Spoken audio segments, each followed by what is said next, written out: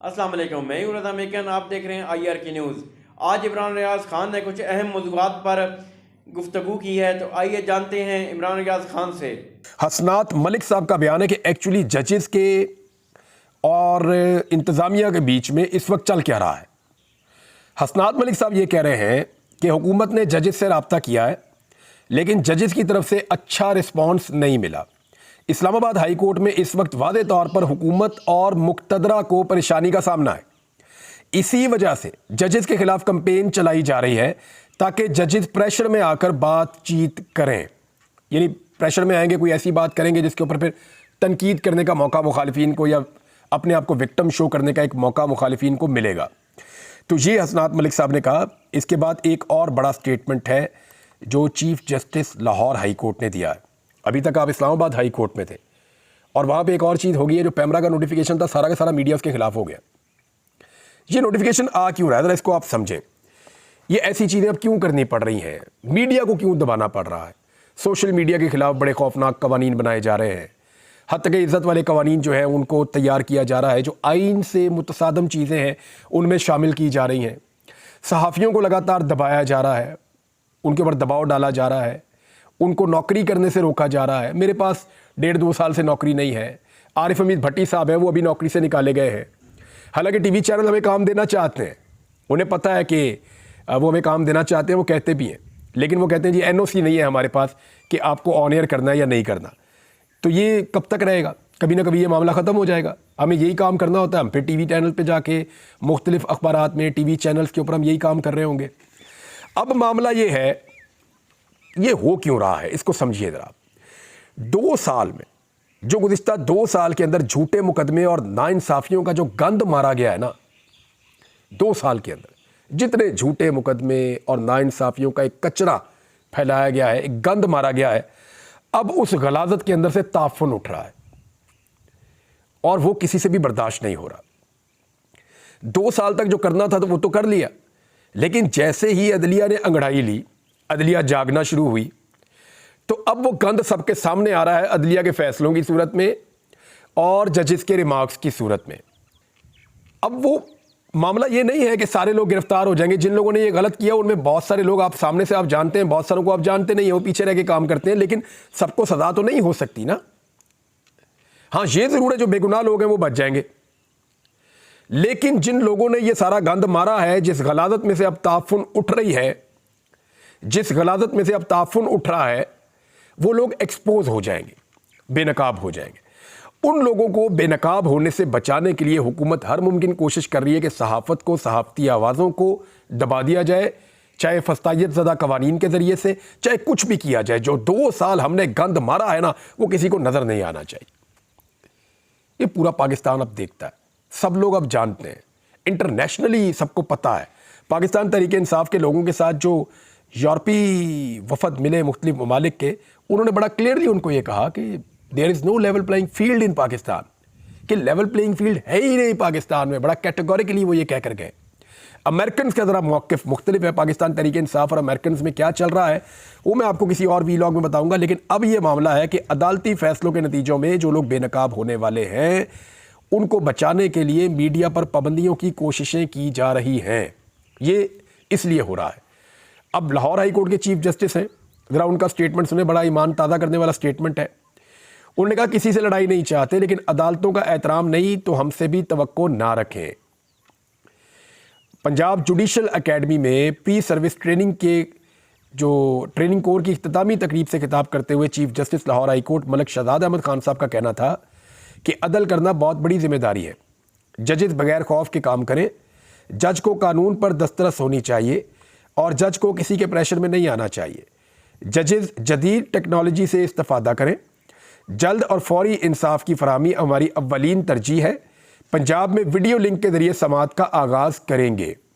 ان کا کہنا تھا کہ پنجاب میں 14 لاکھ کیسز ہیں، ججوں کی کمی کا سامنا ہے، مقدمات میں تاخیر کی ایک بڑی وجہ ہڑتالیں ہیں، اداروں کی آپس کی لڑائی سے ادارے کمزور ہوتے ہیں، ان سے ہوشیار رہیں جو اداروں کو لڑوانا چاہتے ہیں۔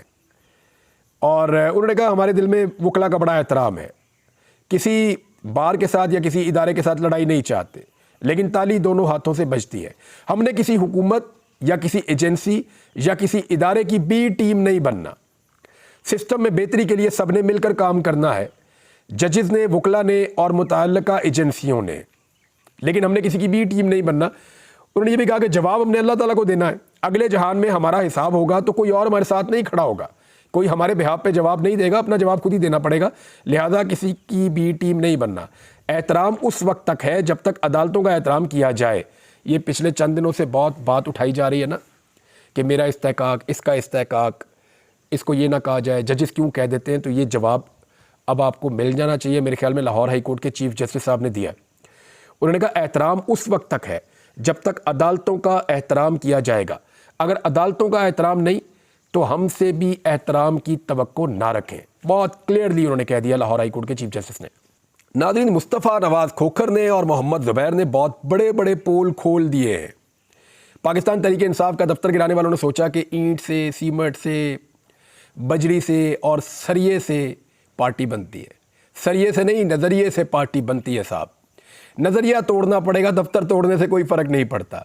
तहरीक इंसाफ इतनी बड़ी पॉलिटिकल पार्टी बन गई है और आज भी उसको तोड़ने की कोशिश करने वाले सिर्फ सरिये को तोड़ रहे हैं और नज़रिए का कोई तोड़ उनके पास मौजूद नहीं है।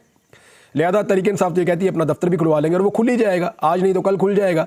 लेकिन ये सारी चीज़ें देखें, जब नवाज शरीफ बुरे वक्त में थे ना तो काफ लीग ने उनका एक दफ्तर भी छीन लिया था बकौल उनके।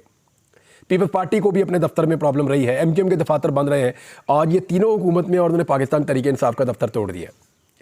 इन्होंने माजी से कुछ नहीं सीखा, बल्कि ये कहा जाए कि जब इनके ऊपर बुरा वक्त था तो इन्होंने इसको गलत कहा और आज वही सारा कुछ ये पाकिस्तान तहरीक इंसाफ के ऊपर ट्राई कर रहे हैं। यानी नून लीग ने पहले पीपल्स पार्टी के साथ किया, पीपल्स पार्टी ने नून लीग के साथ किया, दोनों ने मिलकर एमक्यूएम के साथ किया, अब ये तीनों मिलकर वही काम जिससे ये खुद गुजरे हैं पाकिस्तान तहरीक इंसाफ के साथ कर रहे हैं। है ना इंटरेस्टिंग? नाज़रीन, खबरें काफ़ी हैं मेरे पास, लेकिन पाकिस्तान तहरीक इंसाफ ने एक बहुत अहम निशानदेही की और एक बहुत बड़ी खबर है। पीटीआई रहनुमाओं ने कहा कि इमरान खान ने अपने कत्ल का खदशा जाहिर किया था और अब बात उसी तरफ जाती हुई दिखाई दे रही है। ये लोग वज़ीर आज़म को निकालते थे और लाते थे, इस बार वो नहीं हुआ तो उन्होंने 9 मई का ड्रामा किया। सेक्रेटरी इत्तलात पाकिस्तान तहरीक इंसाफ रऊफ़ हसन ने, लतीफ़ खोसा ने, फिरदौस शमीम नकवी ने और अली मोहम्मद खान ने खैबर पख्तूनख्वा हाउस में प्रेस कॉन्फ्रेंस करते हुए कहा और इन्होंने कहा कि रात को हमारे सेक्रेटेरिएट पर नकब लगाए गए। एक दिन पहले भी अक़वाम मुत्तहिदा का वफ़द बैठा था तो उन्होंने हम पर अटैक किया था। अक़वाम मुत्तहिदा की गाड़ी भी चेक की गई थी। इनके अंदर की नफ़रत ख़त्म नहीं हुई। 2 साल से हम रियासत के फाशिज़म में जी रहे हैं। ये लोग वज़ीर आज़म को निकालते थे और लाते थे, इस बार वो नहीं हुआ तो उन्होंने 9 मई का ड्रामा किया है। उन्होंने अपना रवैया बरकरार रखा 1 साल तक और वक्तन फ़वक्तन इसमें शिद्दत आती रही। इलेक्शन में जिस तरह से अवाम ने इमरान खान को वोट दिया वो आपके सामने है। इन्होंने तमाम हथकंडे अपनाकर देख लिए, मगर इस लीडर की ताकत दिन ब दिन बढ़ती रही। ना ये खान साहब को मजबूर कर सके और ना ही पार्टी को। इमरान खान ने कहा था कि इनके पास एक ही रास्ता रह गया है कि अब ये हमें कत्ल कर दे, और ये बात अब उसी तरफ जाती हुई दिखाई दे रही है। जब आप स्कूल में थे तब इमरान खान दुनिया भर में पाकिस्तान का झंडा लेकर फिरता था। अफसोस ये कौम कब तक अपने लीडर्स को बलि चढ़ते हुए देखेगी। हमारे वर्कर के साथ क्या कुछ नहीं हुआ। यास्मीन राशिद साहबा की उन्होंने मिसाल दी, 80 साल कैंसर की मरीज़ हैं, वो बेड पर पड़ी हैं। आप क्या समझते हैं कि शारक पर हमला करके रऊफ़ हसन को डरा देंगे? तो ये नहीं हुआ। एक चीज़ मैं आपको बताऊं, यास्मीन राशिद साहबा से मेरी बात होती थी जब नवाज शरीफ साहब अस्पताल में थे, तो मुझे क्योंकि उस वक्त शक था कि प्लेटलेस वाला मामला मशकूक है, तो मैंने उनसे बात की। उन्होंने कहा इमरान जो भी है, मैं एक डॉक्टर भी हूँ और एक इंसान भी हूँ। नवाज शरीफ अस्पताल में मौजूद है, जब तक वो अस्पताल में दाखिल है मेरी रिस्पॉन्सिबिलिटी है और मैं सबको कहूँगी कि उसका भरपूर ख्याल रखा जाए। ये डॉक्टर यास्मीन राशिद है और उनके साथ उसी नवाज शरीफ की बेटी क्या कर रही है आपके सामने। तो नाज़रीन, ये थी आज की अहम अपडेट्स। इसके साथ ही अपने मेज़बान रज़ा मेकन को इजाज़त दें। अल्लाह हाफ़िज़।